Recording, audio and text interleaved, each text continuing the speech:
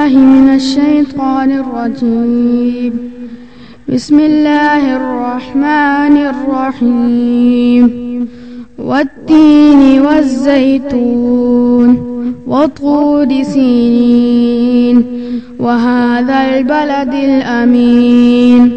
لقد صدقنا الإنسان في أحسن تقويم ثم رددناه أسفل سافلين إلا الذين آمنوا وعملوا الصالحات فلهم أجر غير ممنون. فلا يكذبك بعد بالدين. أليس الله بأحكم الحاكمين.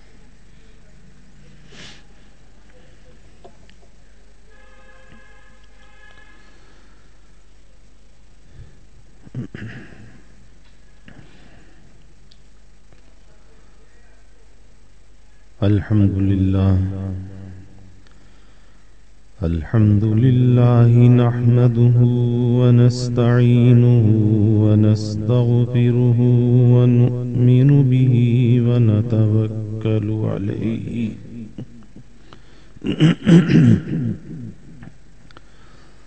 ونعوذ بالله من شرور أنفسنا ومن سيئات أعمالنا. من يهده الله فلا مضل له ومن يضلله فلا هادي له. ونشهد أن لا إله إلا الله وحده لا شريك له. ونشهد أن سيدنا وسندنا وحبيبنا وحبيب ربنا وطبيبنا وطبيب قلوبنا ومولانا محمدا عبده ورسوله. وصلى الله تعالى عليه وعلى آله وأصحابه وبارك وسلم تسليما كثيرا كثيرا. هو الحبيب الذي ترجى شفاعته لكل حول من الأحوال مقتحمين يا رب صل وسلم دائما أبدا على حبيبك من زانت به العصر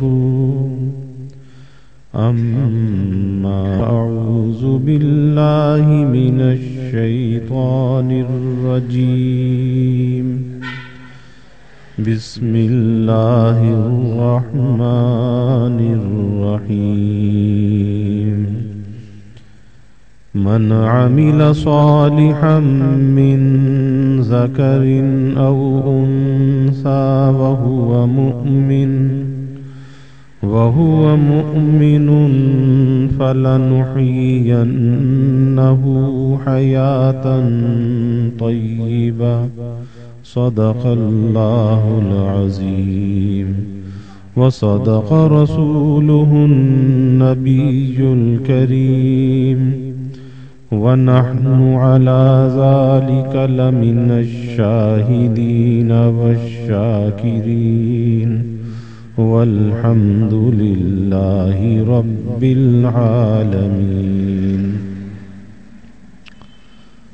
توفیق الہی اپنے محبوب مرشد پاک کی برکت سے جمعے کی عصر کی اس نشست میں حکیم الامت مجدد الملت حضرت تھانوی رحمۃ اللہ علیہ کی جزاء الاعمال کا درس چل رہا ہے. اس کتاب کا تیسرا باب، تیسرا حصہ، جس میں گناہ اور سزائے آخرت کا آپس میں کیا تعلق ہے، کہ جب انسان اللہ کی نافرمانی اور گناہ کرتا ہے تو وہ گناہ اس کے نامہ اعمال میں لکھا جاتا ہے. ہر نیکی بھی لکھی جاتی ہے، ہر گناہ بھی لکھا. قیامت کے دن اس میدان حشر میں ہر انسان کو اس کا نامہ اعمال تھما دیا جائے گا، اور وہ نامہ اعمال ایسا ہوگا کہ انسان دیکھ کر خود حیرت زدہ ہوگا کہ اس کی زندگی کا کوئی ایک حصہ، کوئی گوشہ، کوئی نقطہ ایسا نہیں ہے، اس کا کوئی قول، فعل، عمل ایسا نہیں ہے جو اس نامہ اعمال میں لکھا ہوا نہ ہو. اب ہر انسان کو سوچنا چاہیے کہ جو کچھ بھی وہ کر رہا ہے، اس کی حرکات و سکنات، اس کے افعال، وہ سب کچھ لکھے جا رہے ہیں، اور اسی لیے لکھے جا رہے ہیں کہ کل قیامت میں حساب لیا جائے گا. اگر حساب نہ لیا جاتا تو لکھنے کی ضرورت بھی نہیں تھی. اب ہر قول، ہر فعل، ہر عمل سے پہلے یہ سوچ لینا چاہیے کہ کیا میرے اس کام سے اللہ راضی ہوگا، اور میرے نامہ اعمال میں کسی اچھی بات کا اندراج ہوگا تو اسے وہ کام کر لینا چاہیے. اور اگر دل یہ کہے کہ نہیں، یہ کام ایسا ہے کہ اللہ اس سے ناراض ہوگا، اور نامہ اعمال میں کسی بری بات کا اندراج ہوگا اور اس کا حساب بھی دینا ہوگا، تو پھر ایسی برائی سے، ایسے گناہ سے اپنے آپ کو بچانا چاہیے کہ جس کا حساب دینے کی انسان کے اندر ہمت نہ ہو، قوت نہ ہو، تو ایسے کام کرنے سے بھی بچنا چاہیے. تو یہ تیسرا باب اسی عنوان سے ہے. فرماتے ہیں کہ گناہ میں اور سزائے آخرت میں کیسا قوی تعلق ہے. جاننا چاہیے کہ کتاب و سنت اور کشف سے معلوم ہوتا ہے کہ علاوہ اس عالم دنیا کے دو عالم اور ہیں. ایک کو برزخ کہتے ہیں اور دوسرے کو عالم غیب کہتے ہیں. اور ہماری مراد آخرت سے مفہوم عام ہے، وہ دونوں کو شامل ہے. تو جس وقت آدمی کوئی عمل کرتا ہے، فوراً عالم برزخ میں منعکس ہو کر چھپ جاتا ہے، اور اس وجود پر کچھ آثار بھی مرتب ہوتے ہیں جو انسان کا یہ وجود ہے. اس وجود پر بھی کچھ آثار مرتب ہوتے ہیں اور اس عالم کا نام عالم قبر بھی ہے. پھر انہی اعمال کا ایک وقت میں کامل ظہور ہوگا جس کو یوم حشر و نشر کہتے ہیں. سو ہر عمل کے مراتب وجودی 3 ہوئے، یعنی کسی عمل کے کرنے کے 3 درجے ہوئے. صدور و ظہور مثالی، ظہور حقیقی. اس مضمون کو فوٹو فون سے سمجھنا چاہیے، یعنی اس زمانے میں ٹیپ ریکارڈر تھے. آج کا زمانہ تو بہت جدت کا زمانہ ہے اور ٹیپ ریکارڈر بھی نئے ایجاد ہوئے تھے، یا یہ جو یہ لاؤڈ اسپیکر ہے کہ آدمی مائک میں بولتا تھا، اسپیکر میں آواز آتی تھی، تو یہ نئی چیز ایجاد ہوئی تھی. تو فوٹو فون اسے کہتے تھے. ٹیپ ریکارڈر بھی بہت بڑے قسم کے ہوتے تھے، پلیٹوں والے ہوتے تھے. تو جو چیز انسان اس مائک میں بولتا ہے وہ اسپیکر اس کا چاہے کتنی ہی دور لگا ہوا ہے لیکن وہی آواز اس اسپیکر سے نقل آگے ہوتی ہے. یا جو آدمی ٹیپ ریکارڈ میں جو چیز ریکارڈ کرتا ہے وہی آواز جب اس کو چلاتا ہے تو وہی آواز اس میں چلنے لگتی ہے اور اس میں کسی قسم کا کوئی فرق یا تغیر یا تبدل اس کے اندر نہیں ہوتا. تو حضرت یہاں پر یہ بات سمجھانا چاہ رہے ہیں کہ اس علاوہ 2 عالم اور ہیں. ایک تو یہ عالم دنیا ہے جس کے اندر ہم موجود ہیں، اور ایک عالم آخرت ہے جہاں پر ہم نے جانا ہے. لیکن ان دونوں کے درمیان ایک عالم برزخ ہے، اور یہ دنیا کے اندر جو قبر ہے اس عالم برزخ کی ایک صورت مثالی ہے. ورنہ انسان کی اصل جزا اور سزا کا جو عمل ہے اس کی موت کے بعد تو وہ عالم برزخ میں ہوتا ہے. اور عالم برزخ کے 2 حصے ہیں، ایک علیین ہے اور ایک سجین ہے. اگر مرنے ہے نیک روح ہے تو اس نیک روح کو فرشتے بڑے اعزاز اور اکرام کے ساتھ لے کر جاتے ہیں اور اسے علیین کے اندر رکھ دیا جاتا ہے جہاں پر وہ راحت اور آرام کے ساتھ رہتا ہے. اور اگر وہ مرنے والا کوئی گنہگار ہے، فاسق فاجر ہے، تو پھر اس کی روح کو سجین میں رکھ دیا جاتا ہے اور وہاں پر اس پر جزا اور سزا کا جو عمل ہے وہ شروع ہو جاتا ہے. اور کبھی کبھی اس دنیا کے اندر اللہ تعالی اس قبر کے گڑھے میں بھی اس کے کچھ اثرات کو ظاہر فرما دیتے ہیں. بہت سے ایسے واقعات کتابوں میں لکھے ہیں کہ کسی کی قبر کھل گئی یا قبر کھولی گئی، کسی کی قبر کو دیکھا کہ وہ باغ کی شکل میں ہے، پھول پھلواریوں سے بھرا ہوا ہے. کسی کی قبر کو دیکھا کہ آگ انگارے اس کے اندر ہیں، سانپ اور بچھو اس قبر کے اندر ہیں. تو کبھی کبھی وہ صورت مثالی اس دنیا کے اندر بھی ظاہر ہو جاتی ہے اور وہ لوگوں کی نصیحت اور عبرت کے لیے اس قسم کے واقعات کو ظاہر کیا جاتا ہے. بہت سی ایسی مثالیں ہیں.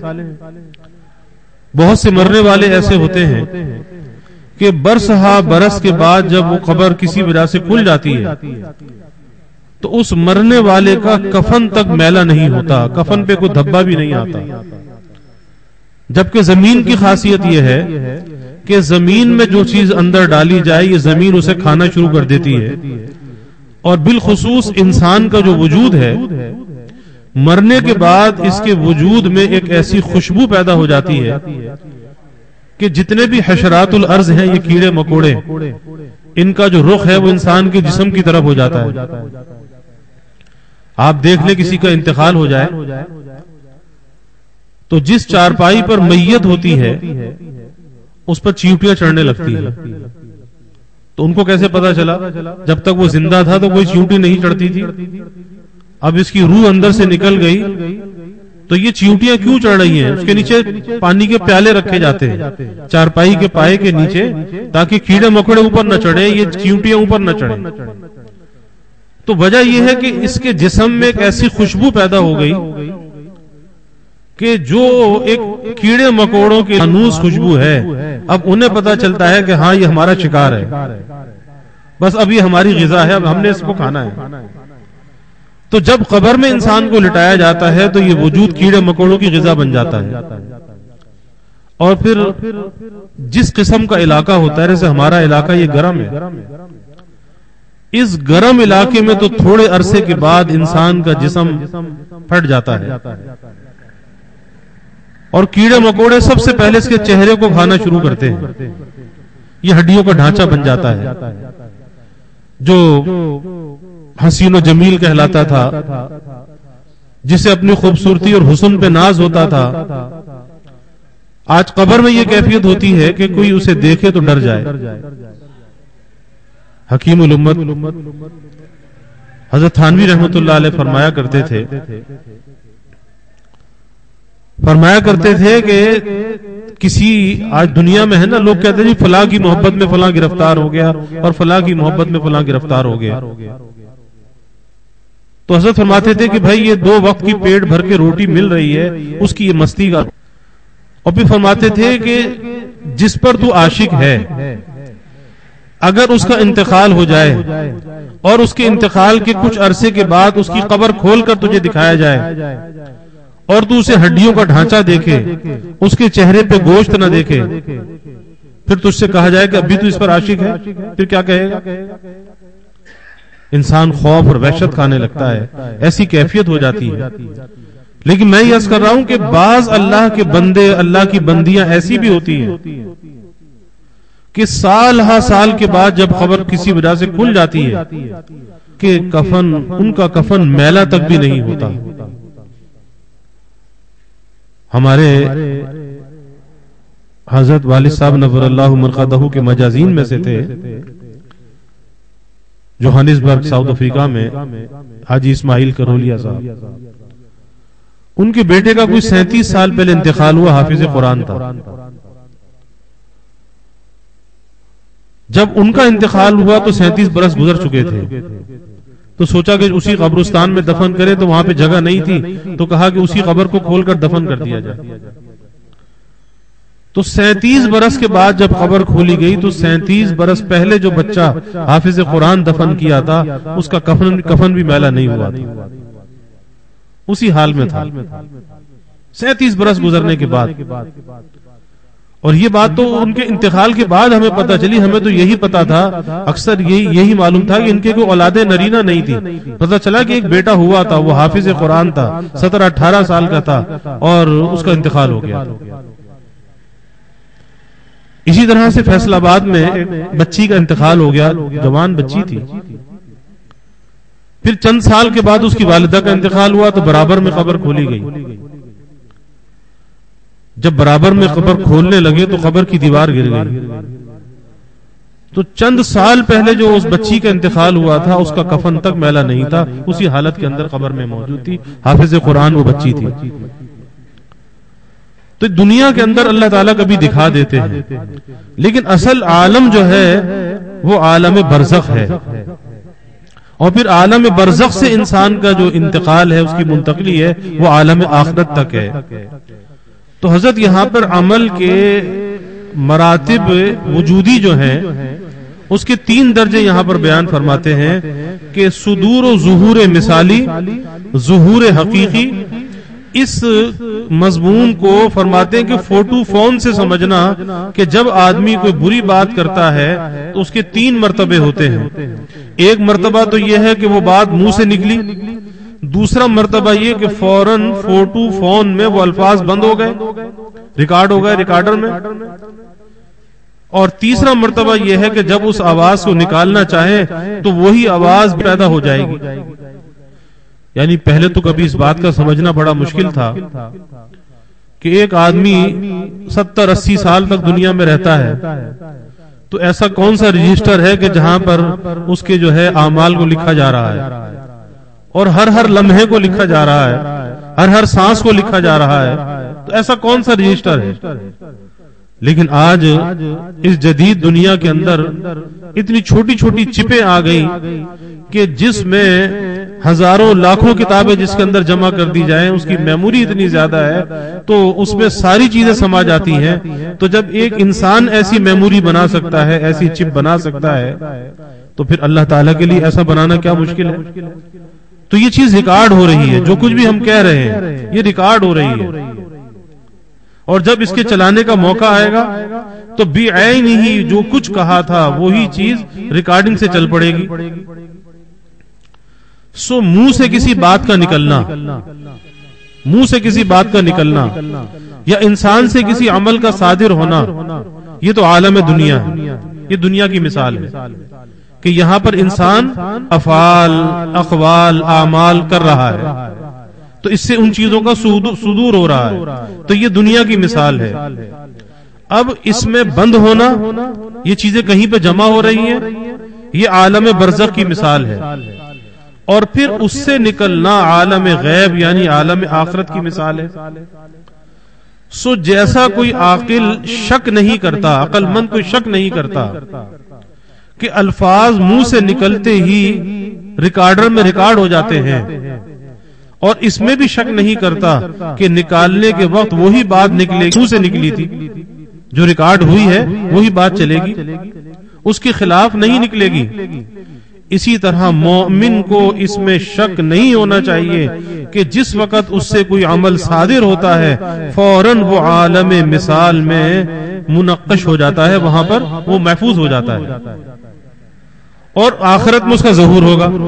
ابھی تو جمع ہو رہا ہے، اچھا عمل بھی جمع ہو رہا ہے، برا عمل بھی جمع ہو رہا ہے عالم برزخ میں، لیکن جب آخرت میں جائے گا وہ ساری زندگی کی فلم اور وہ ریکارڈنگ چل پڑے گی. اس بنا پر یقین ہو گیا کہ آخرت کا سلسلہ بالکل ہماری اختیاری حالت پر مبنی ہے، کوئی وجہ مجبوری کی نہیں ہے. یعنی دنیا کے اندر انسان اگر اپنا حساب لگانا چاہے کہ آخرت میں کس حال میں ہوں گا، آخرت میں میری قیمت کیا ہوگی، میرے اعمال کا وزن کیا ہوگا، تو دنیا میں انسان اپنی زندگی کو دیکھ کر اپنے اعمال کا وزن کر سکتا ہے، اپنے اعمال کا حساب لگا سکتا ہے کہ وہاں پر میری کیا قدر و قیمت ہوگی، اور اپنا حساب لگانا چاہیے. کسی دھوکے کے اندر مبتلا نہیں رہنا چاہیے، یا اپنے بارے میں کسی خوش فہمی کا شکار نہیں ہونا چاہیے کہ زندگی ہو شریعت کے خلاف، اللہ کے حکموں کو پامال کر رہے ہوں، اور پھر اپنے بارے میں خوش گمان بھی ہوں کہ جی نہیں اللہ کا فضل ہوگا. نہیں، اللہ کا فضل تو بے شک ہوگا، لیکن عادت اللہ یہی ہے کہ اللہ کا جو فضل ہوگا وہ عمل پر ہوگا. جب عمل صحیح ہوگا اللہ کا فضل متوجہ ہو جائے گا. تو کسی خوش فہمی میں مبتلا نہیں رہنا چاہیے. تو جیسے اس ریکارڈر کے قرب و محاذات کے وقت ایک ایک بات کا خیال رہتا ہے، کوئی آدمی ریکارڈنگ کرا رہا ہو نا تو بڑا محتاط ہوتا ہے کہ میری بات ریکارڈ ہو رہی ہے. اور پھر آج یہ جدید زمانہ، یہ کیمرے لگے ہوئے ہیں، گھروں کے باہر کیمرے ہیں، سڑکوں پر کیمرے ہیں، دفتروں میں کیمرے ہیں. تو اس کیمرے کی آنکھ نے انسان کو اور زیادہ محتاط کر دیا کہ بہت سی ایسی حرکات و سکنات جو انسان سے صادر ہو سکتی ہیں لیکن اس کی رسوائی کا ذریعہ بن سکتی ہے، اس کی پکڑ کا ذریعہ بن سکتی ہے. اس کیمرے کی آنکھ کی وجہ سے انسان ڈرتا ہے کہ جو کچھ میں کر رہا ہوں یہ آنکھ ریکارڈ کر لے گی، اور پھر اس کے بعد یہ ایسا ثبوت ہے کہ اس سے انکار مشکل ہے. تو جب ایک کیمرے کی آنکھ، ایک ٹیپ ریکارڈر کی ریکارڈنگ انسان کو محتاط بنا دیتی ہے، تو اس سے کہیں زیادہ احتیاط زندگی گزارنے میں ہونی چاہیے کہ سب کچھ اللہ کے یہاں بھی تو ریکارڈ ہو رہا ہے. تو حضرت فرماتے ہیں کہ جیسے اس ریکارڈنگ کے وقت ایک ایک بات کا خیال رہتا ہے کہ میرے منہ سے کیا نکل رہا ہے، کوئی ایسی بات نہ نکل جائے جس کا اظہار میں اس شخص کے روبرو پسند نہیں کرتا جس کے سامنے یہ ریکارڈنگ بعد میں چلائی جائے گی. اور یہ بھی جانتا ہے کہ اس وقت انکار کی مجال نہیں ہوگی. کوئی آدمی اپنے جرم سے انکار کرے اور پھر اسے کیمرے کی ریکارڈنگ دکھا دی جائے، اسے ٹیپ ریکارڈر کی ریکارڈنگ دکھا دی جائے، تو ظاہر ہے کہ انکار کی گنجائش نہیں ہوگی. اسی طرح قیامت کے دن جب نامہ اعمال دیا جائے گا تو کسی شخص کی یہ ہمت نہیں ہوگی کہ اس میں کھول کر دیکھ کر یہ کام تو میں نے نہیں کیا تھا، اس میں کیسے لکھا ہے. پہلی بات تو کسی کی ہمت نہیں ہوگی. اور اگر کوئی ہمت کرے گا، کہے گا کہ یہ کام تو میں نے نہیں کیا تھا، تو پھر اس کی زبان کو بند کر دیا جائے گا اور اس کے اعضاء کو زبان دے دی جائے گی، وہ اس کے خلاف گواہی دیں گے. یہ ہاتھ، پیر، یہ دل، دماغ، یہ وجود، یہ اس کے خلاف گواہی دے گا. تو انکار کی مجال نہیں ہوگی، کیونکہ اس آلے کا یقینی خاصہ یہ ہے کہ کبھی ایسا نہیں ہوتا کہ کہا کچھ اور ریکارڈ کچھ اور ہو گیا، ایسا کبھی نہیں ہوتا. اور کچھ اسی طرح اعمال کے وقت اس امر کا خیال رہنا چاہیے کہ میں جو کچھ کر رہا ہوں کہیں پہ جمع ہو رہا ہے. یعنی حضرت اس مثال سے ہمیں یہ سمجھا رہے ہیں کہ جیسے آج کے زمانے میں ریکارڈر کی ریکارڈنگ ہے، اب تو ہے نا موبائل فون میں بھی ریکارڈر ہے، اب تو یہ یہاں تک ہے کہ آنے والی فون کال بھی ریکارڈ کر لی جاتی ہے تاکہ سامنے والا اپنی بات سے انکار نہ کر سکے. یا کسی سے کوئی ملاقات ہے، کوئی مشورہ ہے، کوئی بات ہے، آدمی موبائل فون جیب میں رکھ کے ریکارڈنگ کر لیتا ہے، اور اگر سامنے والا کوئی انکار کرتا ہے تو وہ کھول کے دکھا دیا جاتا ہے کہ جی آپ نے تو یہ بات کہی تھی. کیمرہ جو ہے اس کی ریکارڈنگ بتا دیتی ہے کہ آپ اس وقت یہ کر رہے تھے. تو کوئی عقل مند آدمی ان چیزوں کی موجودگی میں غیر محتاط نہیں ہو سکتا. تو اس ساری گفتگو کا مقصد یہ ہے کہ جب دنیا کی ان مصنوعی ایجادات کے سامنے انسان اتنا محتاط ہو سکتا ہے تو پھر احکم الحاکمین اللہ رب العزت کے سامنے اسے کتنا محتاط ہونا چاہیے. وہاں تو اس کی زندگی کا ریکارڈ جب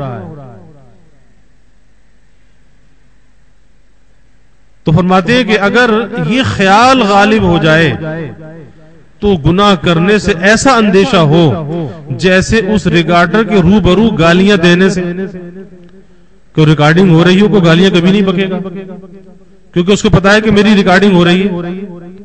تو اسی طرح سے اگر انسان کا یہ خیال غالب ہو جائے میرا اللہ مجھے دیکھ رہا ہے، میرا اللہ میرے ساتھ ہے، اللہ موجود ہے، اور جو کچھ میں کہہ رہا ہوں کر رہا ہوں وہ لکھا جا رہا ہے.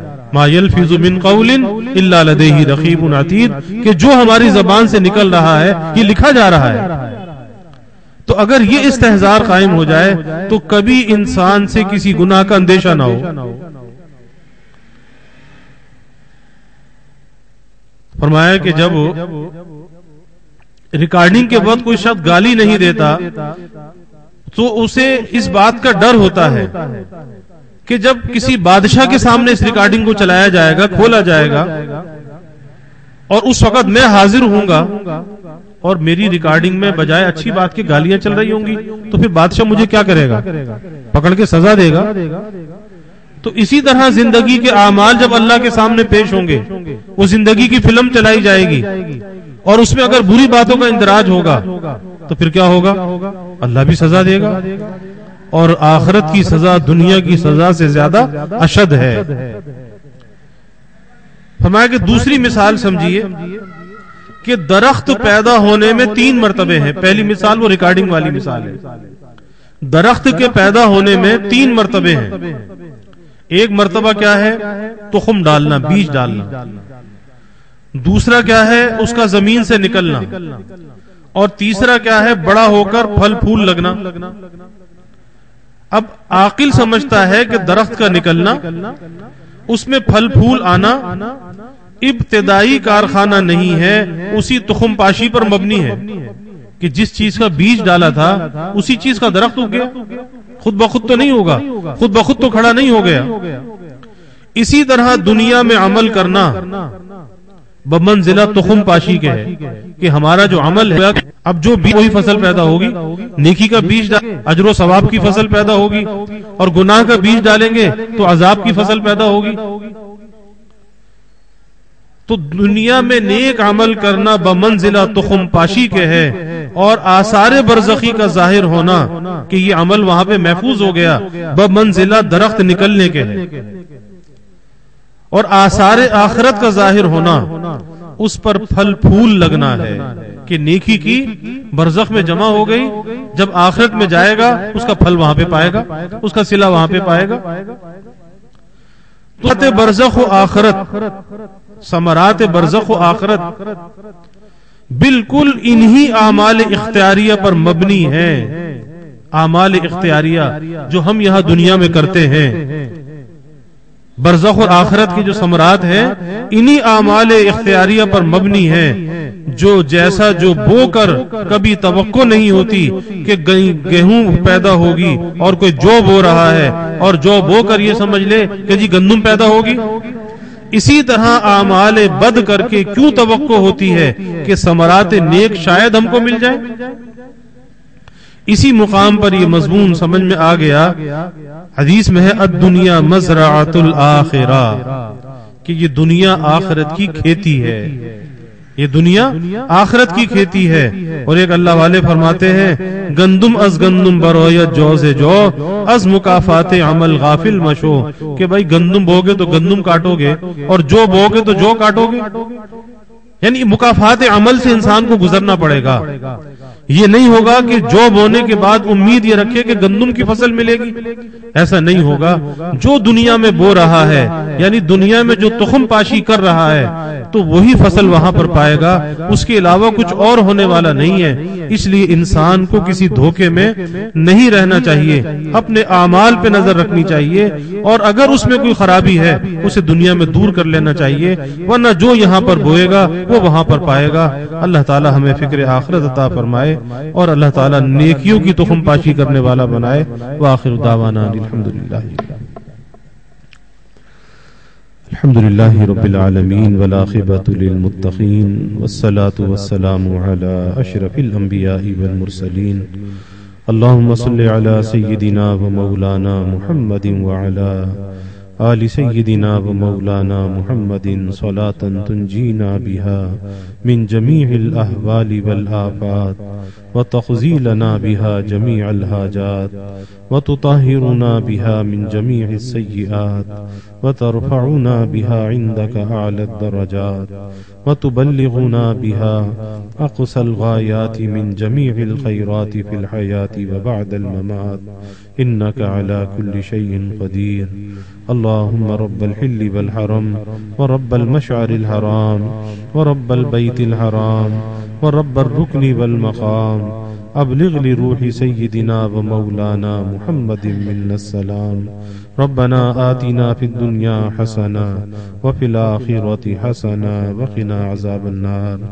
ربنا أتمم لنا نورنا واغفر لنا إنك على كل شيء قدير.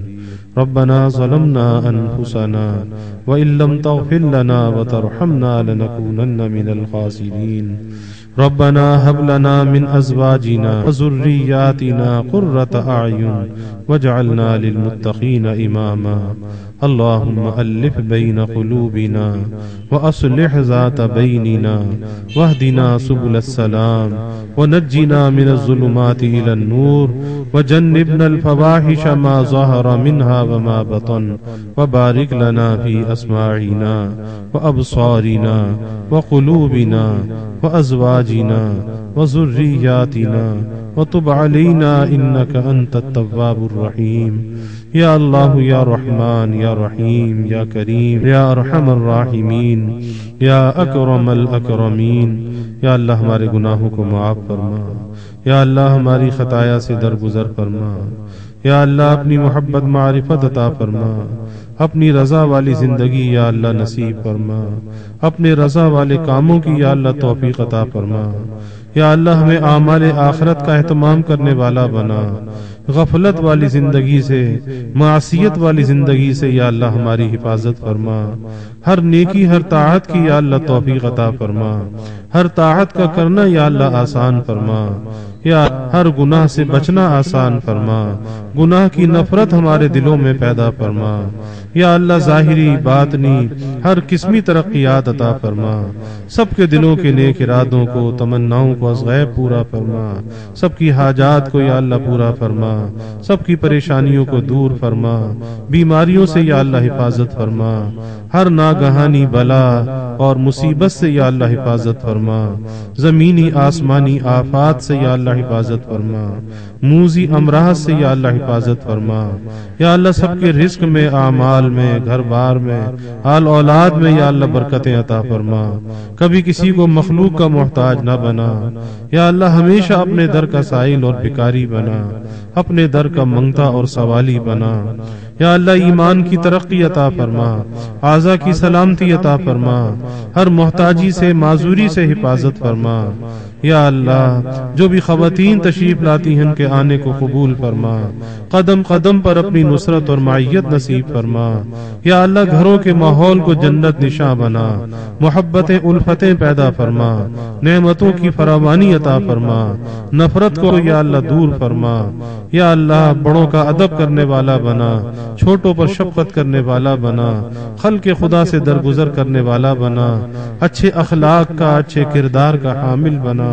اچھی گفتار کا یا اللہ حامل بنا، سب کی اولادوں کو یا اللہ نیک صالح بنا، والدین کے لیے صدقہ جاریہ بنا، والدین کو اولاد کی خوشیاں دیکھنا نصیب فرما، یا اللہ اس مہنگائی کے، گرانی کے عذاب سے یا اللہ اس ملک کو نجات عطا فرما، اس ملک میں رہنے والوں کو نجات عطا فرما، اے اللہ سب کے گزر بسر کو آسان فرما، سب کے سفید پوشی کے بھرم کو قائم فرما، اے اللہ مخلوق کے آگے کسی کو رسوا نہ فرما، یا اللہ ہر ضرورت کو از غیب پورا فرما، ہر کام میں آسانی عطا فرما، یا اللہ اپنی تائید و نصرت کو شامل حال فرما، سب کی حفاظت بھی فرما، یا اللہ سب کی کفالت بھی فرما، ہمارے ملک کی یا اللہ خاص حفاظت فرما، اس ملک کو امن کا گہوارہ بنا، سلامتی کا گہوارہ بنا، لوگوں کو راحت اور خوشیاں عطا فرما، یا اللہ ہماری مساجد، مدارس، مکاتب، خانقاہوں کی حفاظت فرما، دینی شخصیات کی حفاظت فرما،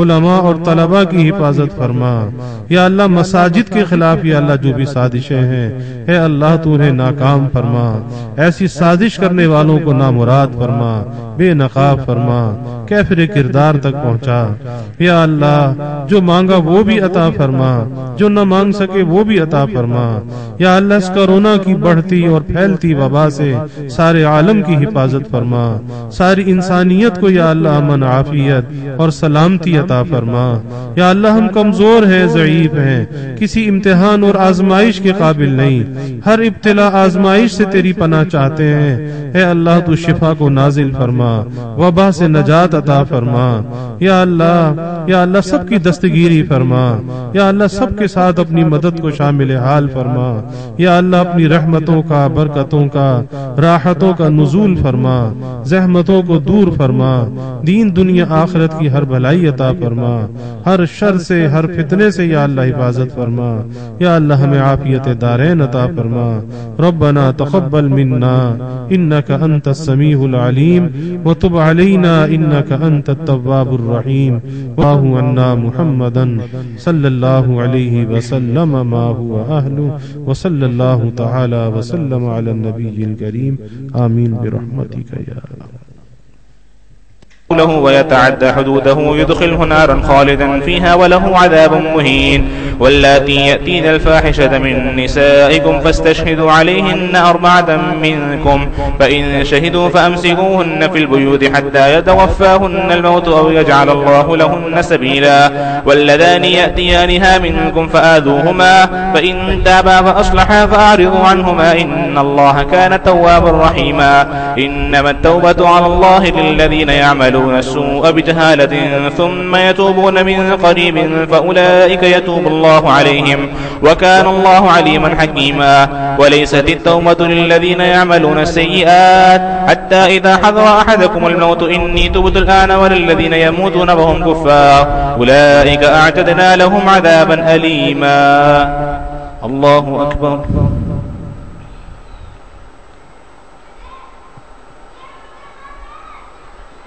سمع الله لمن حمده الله أكبر